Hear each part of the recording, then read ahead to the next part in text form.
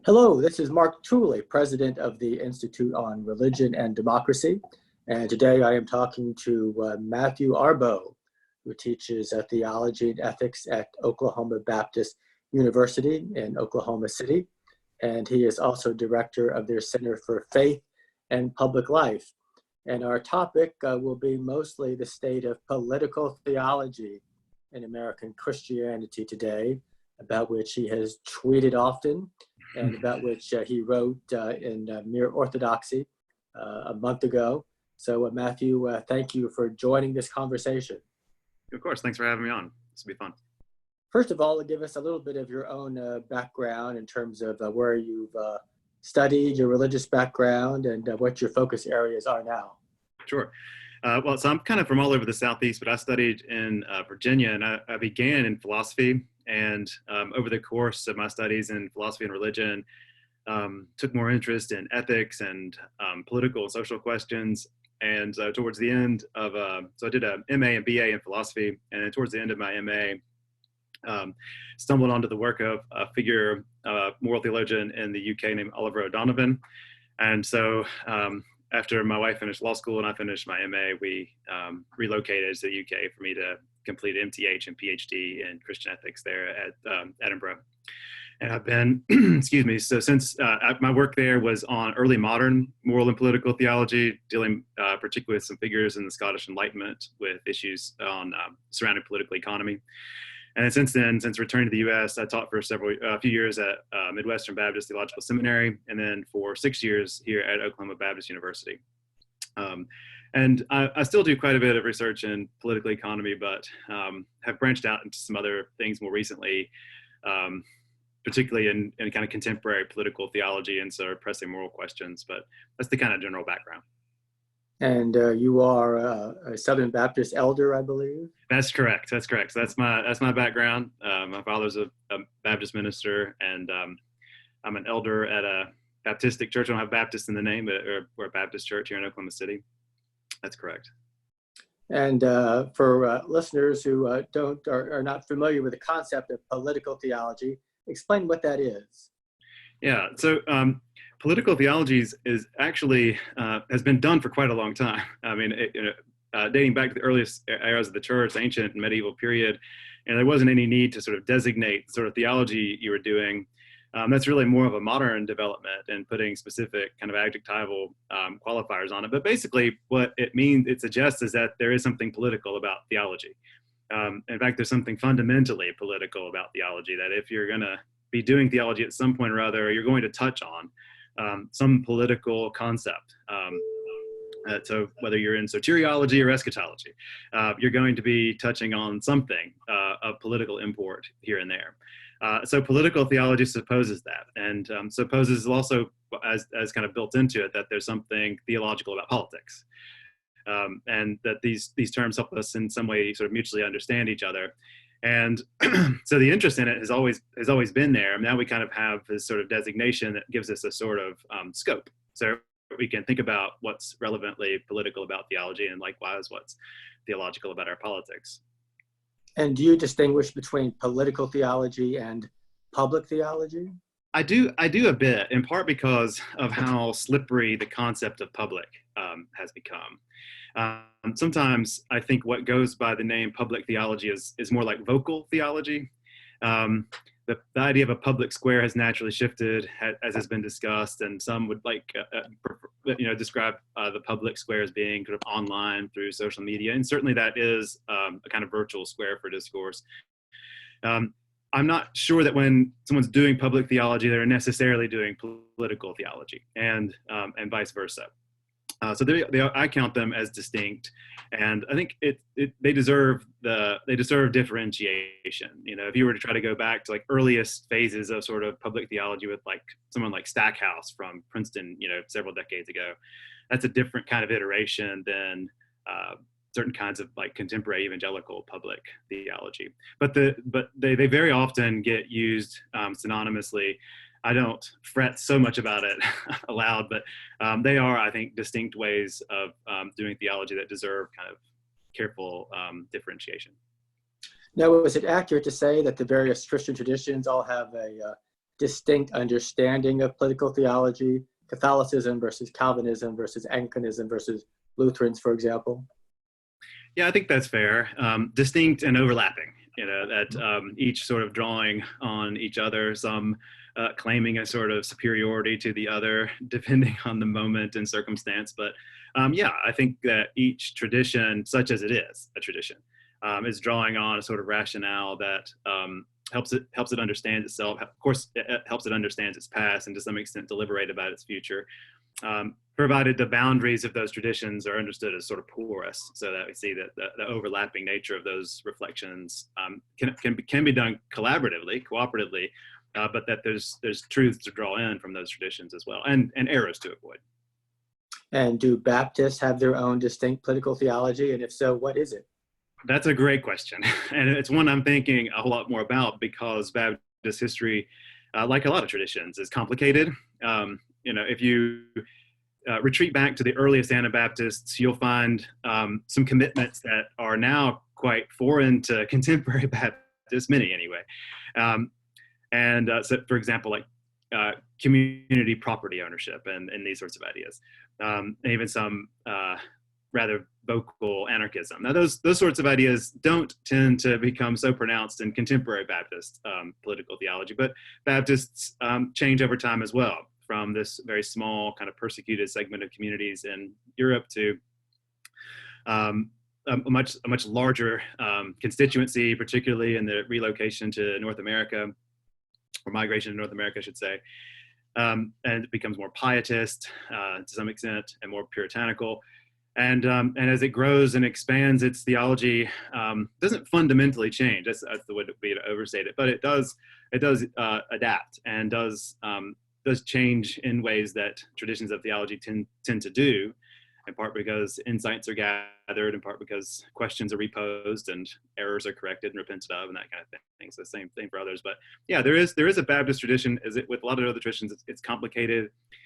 It tends to be at least persistently Congregationalist, and so has it casts a leery eye toward political authorities historically, and continues to do so. There's a few other kind of lingering themes that from the beginning kind of persist in Baptist attitudes and commitments. But religious liberty would be its main contribution, would it? Yes, certainly in the last 250, 300 years, absolutely.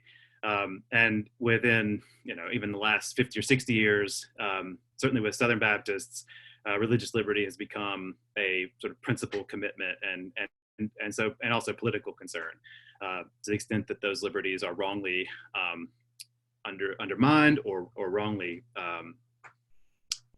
disallowed or prohibited, that's usually where the response is. The concern is about liberties that are wrongly infringed, and it's good. It's right to be concerned with undue infringement.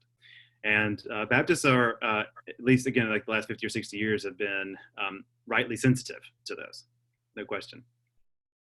And this is a sweeping question, but how would you assess the state of political theology among American evangelicals today, on the academic level, on the level of church elites, and on a populist level in terms of how it's lived out politically? Yeah, I'll try to take all those on. I'm a little more familiar with how evangelical political theology has evolved and developed, at least in the academic setting, and that has been positive. I think more evangelicals have sought terminal degrees from a wide range of institutions and from other scholars in their disciplines, and have taken positions in academic institutions and elsewhere, and have written compellingly about the questions and concerns that really confront them and that confront us. I see it's slow, as all academic developments tend to be. It's a slow development, but there are more voices, I think, writing and speaking on pressing political theological questions. And I think that's great. I have several friends too, even in Baptist life. Southern Baptists have had political interest, but they've not really had a little cadre of political theologians. And now there are a few. I think of someone like Bruce Ashford and Jonathan Lehman and Andrew Walker and a few others. who are doing political theology, and that's at least in terms of self-naming, saying that this is what I do. That's a pretty recent development of the last decade or two. So that's on one level, at least with the tradition that I'm in, and I think at least among elites, I think there's I guess it depends on what counts as elite. Certainly, I think that there's an interest in how religious traditions perceive and approach and even cast political problems in ways that some broadly secular folks don't. That there is a certain way of seeing the world, a certain way of getting purchase on reality, and also framing the questions in terms of what is most important, what deserves priority. Those differences, I think, may for some seem so foreign as to be incomprehensible, depending on how Rawlsian we get here. But I think that at the very least, I think folks who come from and speak faithfully from religious traditions are doing what they are bearing the right kind of witness. And the way in which that's done is a little bit more complicated. Some are better at raising that kind of witness and some are not. And some are better at clarity and some are not. But I think I think kind of judging by this answer, it's a bit muddled, honestly. And it's a little bit difficult to see what sort of relevance political theology has among elites. And I think we're kind of having a cultural, social kind of discussion today about who is an elite, and I've been accused of being an elite just because I guess I'm educated. I don't know. We joke that Shawnee's not exactly cosmopolitan, but there's a way of using that to kind of situate people for understandable reasons, and I'm not totally sure it's clarified political theology. But then at the church level, I think churches, as an elder, I see lay folk attempting faithfully to reckon with what they take to be very serious political challenges. Some of them are amplified by the media, of course, that they consume. But I think on a day-to-day basis of just their ordinary lives, they feel impressed with political and public challenges. And my sense is, this is just a general sense, at least I'd say a place like Oklahoma City, is that the faithfulness of people in that response tends to be sort of very local and charitable. That is, they think that their task politically is to be a neighbor to those that they've been given to. And that's just sort of, they understand that as a basic attitude and requirement, the duty for their Christian witness. And yes, they can be susceptible to the winds of more dramatic and theatrical political events, especially at the national level. But all in all, on an ordinary day-to-day basis, they're folks who really just want to be faithful to Christ where they are, and so to love their neighbor as themselves. Like all of us, that sometimes are more or less successful on that. But I think the political challenges are perceived in pretty significant ways, and I think folks want to be faithful to the gospel wherever they are. It's my impression, based mostly on fragmentary evidence, that there is, as you reference, a growing appreciation and sophistication in evangelical academia on various traditions of political theology. But as we become increasingly a post-denominational society, the historical memory of what the Protestant traditions taught us politically is being lost at the local church level. So even well-informed clergy are unfamiliar with it, and even very serious Christians who are trying to think in sophisticated ways about how to operate politically are instead of appropriating these great traditions, are trying to draw straight lines from a Bible verse to how they should vote or how they come down on a particular political issue. Do you share that impression? Yes, yeah, I do.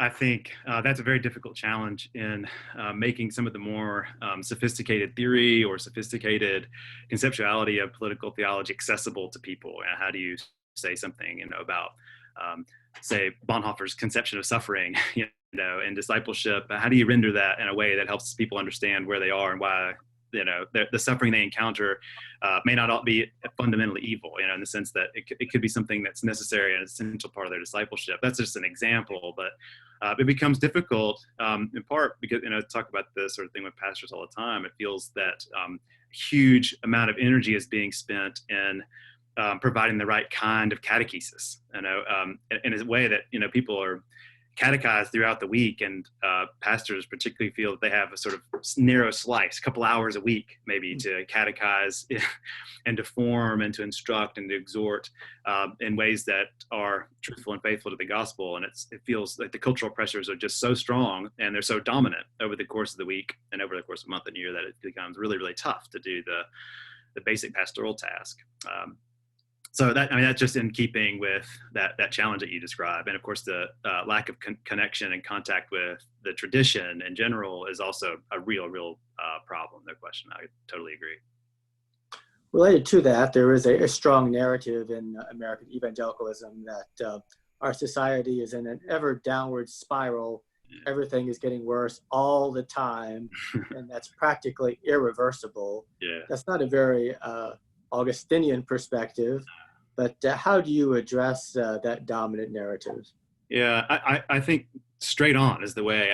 I understand how that argument runs, and it finally is sort of grounded in a particular sort of eschatology. I understand how that works, but it's important to see that for really what it is, and it's a sort of faithlessness and a sort of despair. And what we are called as Christians to hold to acquire and to act within is the virtues of faith, hope, and love. And that faith is not cherry-eyed optimism about the future, but it certainly isn't despair about imminent collapses or about rapid devolution.